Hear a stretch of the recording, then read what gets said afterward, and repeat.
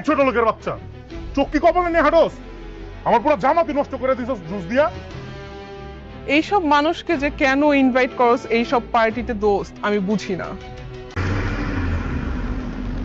শেহজাদ,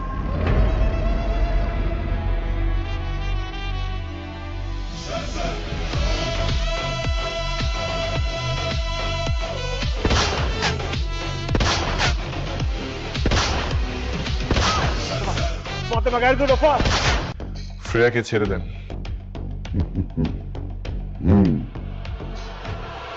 ওকেও ছেড়ে দেবো, তোমাকেও ছেড়ে দেবো, শুধু তুমি তোমার টাকাগুলো আমাকে দাও। টাকা? কোন টাকা? তোমার সুইস ব্যাংকের টাকা। কি যে কোন না ভাবি, আমরা এক বিছানায় ঘুমাই না।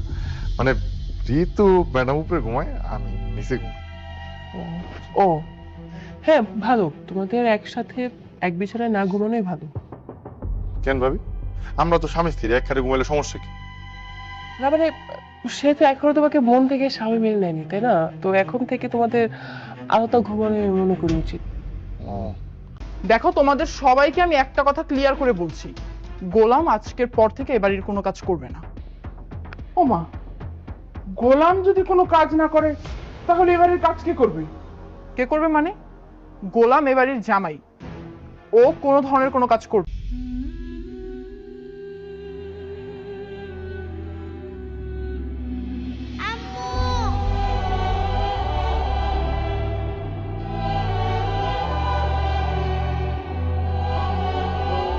টাকা যখন মানুষের হাতে থাকে তখন মানুষ টাকা চালায়, কিন্তু টাকা যখন মানুষের মাথায় উঠে যায় তখন মানুষ নিজেই টাকার গোলাম হয়ে যায়।